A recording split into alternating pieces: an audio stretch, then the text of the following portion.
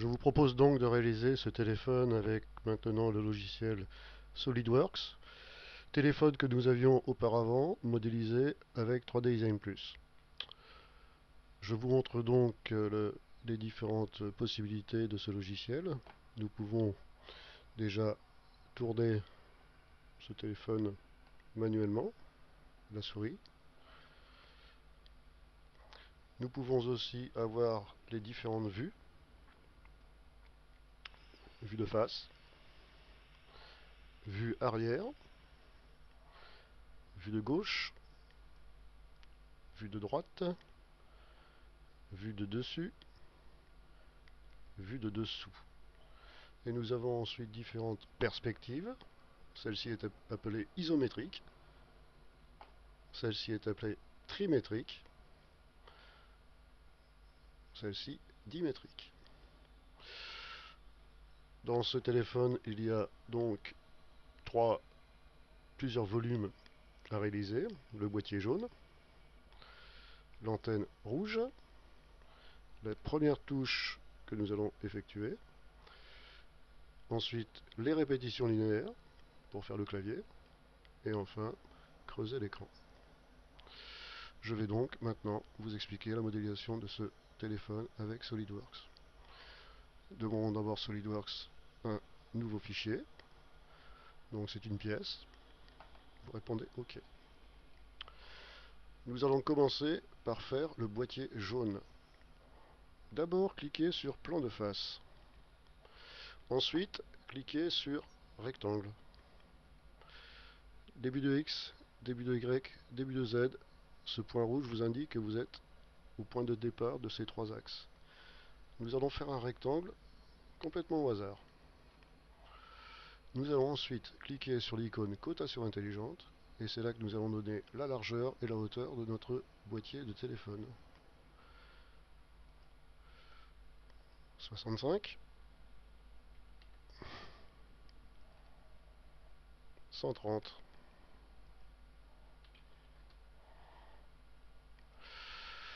Ce rectangle n'a pas d'épaisseur. Nous allons cliquer sur cette icône appelée base bossage extrudé. C'est simplement l'icône qui permet de donner une épaisseur à votre parallélépipède. Voilà. L'ordinateur vous propose une épaisseur vers vous. Moi, je veux que cette flèche s'inverse. Je vais donc cliquer sur inverser la direction pour que cette flèche grise s'inverse. Donc là, nous allons indiquer à l'ordinateur la direction de l'épaisseur. Et cette épaisseur doit être de 20 mm. Je confirme, OK. Voilà, nous allons donc réaliser le boîtier. Je fais faire un léger clic sur extrusion 1 et donner le nom de boîtier. Je vais en profiter, pendant que l'objet est actif, pour lui donner une couleur. Je clique sur l'icône éditer la couleur. Je choisis jaune. Nous allons maintenant faire l'antenne au-dessus. Il faut d'abord cliquer sur le dessus. Et je vais faire l'esquisse d'un cercle. Totalement au hasard. Je vais passer en vue de dessus. Et je vais donc cliquer sur l'icône cotation intelligente pour lui donner les coordonnées du centre. Par rapport à ce bord-là, jusqu'au centre du cercle, 55. De ce bord-là à ce bord-là, 10. Il faut aussi indiquer le diamètre du cercle. 10. Nous venons de dessiner l'esquisse de notre future antenne. Repassons en perspective isométrique et cliquons sur l'icône base bossage extrudé pour faire la hauteur de notre cylindre. La direction est bonne, il suffit simplement de lui donner donc la hauteur qui est de 20. Je clique sur OK. Je viens donc de réaliser mon antenne. Je fais un léger clic sur extrusion 2. J'écris antenne. Chaque solide dois donc lui indiquer le nom de chaque pièce. J'en profite pour lui donner une couleur, rouge. Nous allons maintenant réaliser la première touche. Nous allons donc d'abord faire l'esquisse, c'est-à-dire le rectangle sur le devant, lui indiquer donc les dimensions et nous lui donnerons ensuite une épaisseur. Je clique sur le devant, esquisse rectangle, je fais un rectangle qui correspond à ma future touche. Je vais faire un petit zoom pour agrandir cette zone qui nous intéresse. Je me mets en vue de face. Je vais cliquer sur l'icône cotation intelligente pour placer correctement notre touche. Donc du bord 5 mm. De là, du bas à la touche 5 mm. Longueur de la touche 15 mm. La hauteur de la touche 5 mm. Je viens donc de définir exactement l'esquisse de notre future touche. Je vais cliquer sur l'icône extrusion pour donner une épaisseur à cette touche. Je vais cliquer sur perspective isométrique. La direction est correcte. Il faut simplement indiquer l'épaisseur de la touche qui est de 5. Nous venons donc de faire la première touche. Je clique sur extrusion 3 et je lui donne le nom de touche. Je profite que la touche soit active pour lui donner la couleur verte. Je reclique sur touche pour activer la touche. Nous allons maintenant faire une répétition linéaire dans les deux sens. Je vais faire un zoom de la zone qui m'intéresse. Je vais maintenant cliquer, maintenant que la touche est active, je vais cliquer sur l'icône répétition linéaire. Il faut d'abord indiquer la direction numéro 1, qui sera la direction vers la droite, et la direction numéro 2, qui sera la direction de répétition vers le haut. Donc direction numéro 1, je vais cliquer sur cette arête.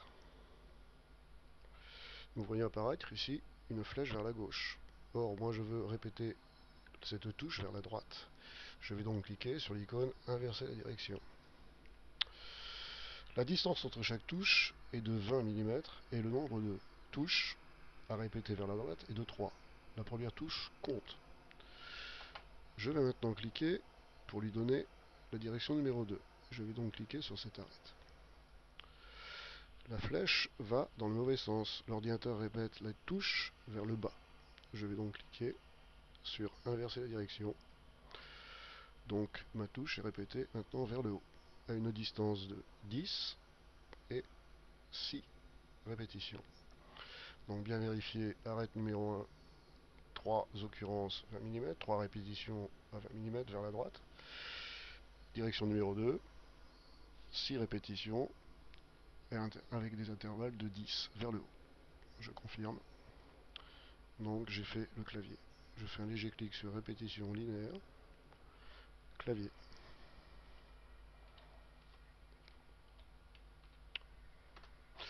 Bien. Je vais maintenant donc cliquer sur l'icône zoom au mieux pour retrouver l'intégralité de mon téléphone.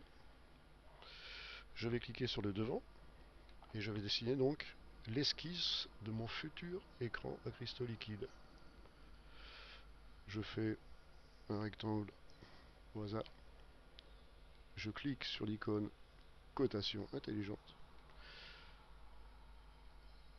Le rectangle par rapport à son bord, 5 mm. Le rectangle par rapport au haut du téléphone, 5 mm. Largeur de l'écran, 55 mm. Hauteur de l'écran, 60 mm. Voilà, j'ai donc dessiné l'esquisse de mon futur écran à cristaux liquides. Et là, nous apprenons une nouvelle icône, c'est l'icône enlèvement de matière. Donc quand je vais cliquer sur cette icône, l'ordinateur me proposera d'enlever la matière. La direction est bonne, 5 mm, profondeur d'extrusion correcte, enlèvement de matière correct, je confirme. Je fais un léger clic sur enlèvement de matière, écran. J'en profite pour lui donner une couleur. Marine, le ciel, pardon. Je confirme. L'exercice est terminé. On peut donc faire tourner le téléphone avec la souris.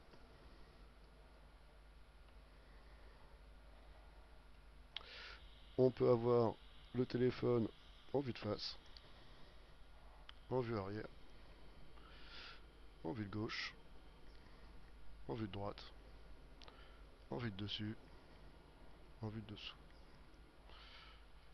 Voilà. Sauvons notre travail. Fichier. Enregistrer sous.